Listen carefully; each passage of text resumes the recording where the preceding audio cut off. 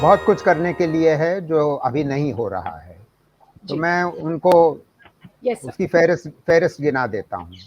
Yes. तो जो future value of rupee है उसके बारे में चर्चा काफ़ी हो चुकी है, मगर उसमें मैं थोड़े से और आयाम जोड़ना चाहता हूँ जो अभी तक निकल के नहीं आए हैं और जिसकी वजह से ये रुपया और गिरेगा डॉलर के मुकाबले। तो बहुत ज़्यादा खुश होने की ज़रूरत नहीं है कि और करेंसी ज़्यादा गिरी हैं, हमारी कम गिरी है।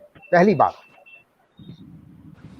2021 के शुरुआत से जो थोक भाव में इन्फ्लेशन रेट है, यानी कि मुद्रास्फीति दर है, होलसेल प्राइस इन्फ्लेशन, वो 11-12% से अधिक रही है।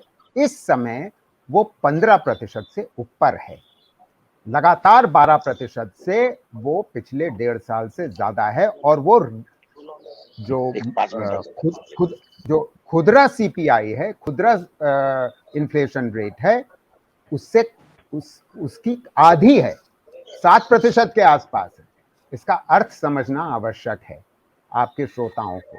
इसका अर्थ यह है कि जो थोक भाव में माल खरीद रहा है, जो हमारे देश का उत्पादक है, उसके लिए दाम, इनपुट कॉस्ट्स बढ़ रहे हैं। क्योंकि उनके इनपुट कॉस्ट्स बढ़ रहे हैं, मगर वो रिटेल में उन बढ़े हुए दामों को पास ऑन नहीं कर रहा है, तभी रिटेल इन्फ्लेशन रेट आधी है। तो आगे आगे देखिए होता है क्या, उम्मीद करिए कि इन्फ्लेशन रेट हमारी और खराब होगी, जिसकी वजह से हमको चिंता करनी चाहिए और ये सरकार के हाथ में है। इस पे मैं अभी 2 मिनट में आऊंगा। और क्योंकि बार बार ये सब लोग कह रहे हैं कि हमारी जो मुद्रास्फीति दर है और जो हमारे कंपेटिटर्स की मुद्रास्फीति दर है उसमें अंतर काफी है, हमारी ज्यादा है, और इसलिए हमको इस बारे में चिंतित होना बहुत जरूरी है। दूसरी बात, फेडरल रिजर्व जो सेंट्रल बैंक है अमेरिका का, उसने अनाउंस किया था, घोषणा की थी साल के शुरू में कि लगभग वो 3 बार बढ़ाने की संभावना है इस साल में अपनी इंटरेस्ट रेट। तो हाल में जो जबरदस्त तौर से डॉलर वापस गया है, बैक टू सेफ हेवन, उसकी मात्रा और बढ़ेगी, यानी कि demand for dollar will rise and the rupee will fall more. Second reason why we need to worry. Third, हम ये बातें भूल जाते हैं, हालांकि ये बिल्कुल हाल का इतिहास है और ये जो हमको थोक भाव में जो इन्फ्लेशन रेट है और रिटेल इन्फ्लेशन रेट है, उसका एक फाउंडेशनल कारण ये है, जो गहरा कारण ये है कि जब कोविड आया और सरकार ने आत्मनिर्भर भारत पैकेज की घोषणा करी, तो उसमें जो खर्च बढ़ाना और टैक्स कम करना, जो फिस्कल डेफिसिट को, फिस्कल स्टिमुलस जो था, वो और हमारे इमर्जिंग मार्केट इकोनॉमी के मुकाबले बहुत कम था। इमर्जिंग मार्केट इकोनॉमीज ने जो फिस्कल स्टिमुलस दिया वो 4.7% था जीडीपी का। हमारा फिस्कल स्टिमुलस था 2.1%।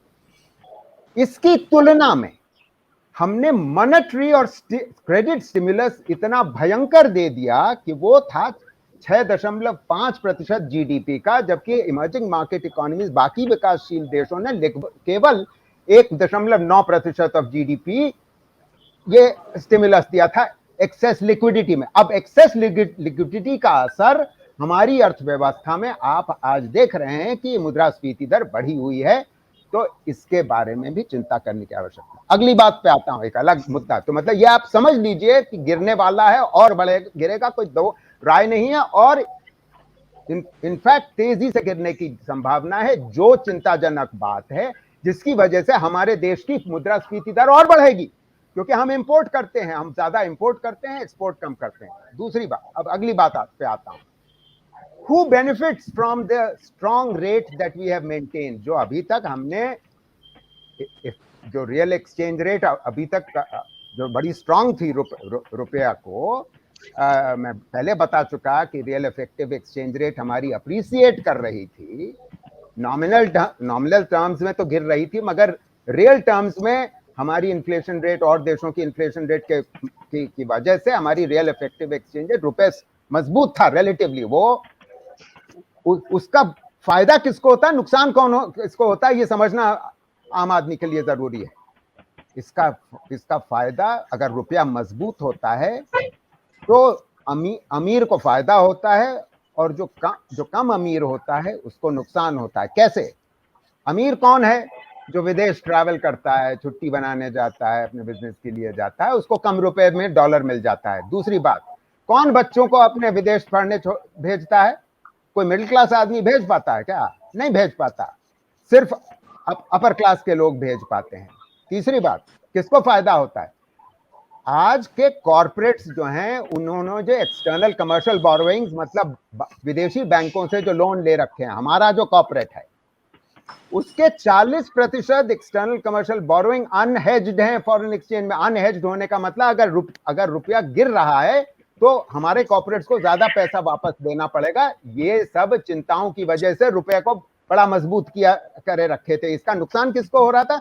हमारे एक्सपोर्ट्स नहीं बढ़ रहे थे। मैं इसका ये आंकड़े में शुरुआत में इसकी चर्चा कोई करने को तैयार नहीं है कि एक्सपोर्ट्स हमारे पिछले 30 साल के इतिहास में जिस रफ्तार से मर्चेंडाइज एक्सपोर्ट्स गिरे थे, उसके बारे में कोई बात ही नहीं कर रहा। इस कार्यक्रम में मैं बात कर रहा हूं, देश में भी नहीं बात होती है।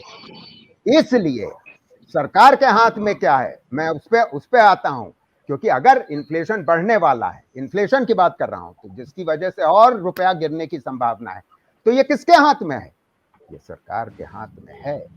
क्योंकि ऐसे समय में जब बेरोजगारी की दर भयंकर रूप से 19 में ही बढ़ी हुई थी, 48 साल में वो बेरोजगारी दर नहीं थी जो 19 में थी, उसके बाद और खराब हुई है, जो इन्फ्लेशन रेट और बढ़ी हुई है। ऐसी स्थिति में हमें सोचना ये है कि हमको लोगों के जेब में पैसे डालने हैं, जेब से पैसे उलीचने नहीं है, निकालने नहीं है। और सरकार क्या कर रही है? पेट्रोल और डीजल का दाम बढ़ाती चली जा रही है। तो मार्केट डिटरमाइंड प्राइस जरूर है। इसका मतलब है क्या सरकार अपना हाथ खड़ा कर देगी कि हम कुछ नहीं कर सकते? कर सकती है।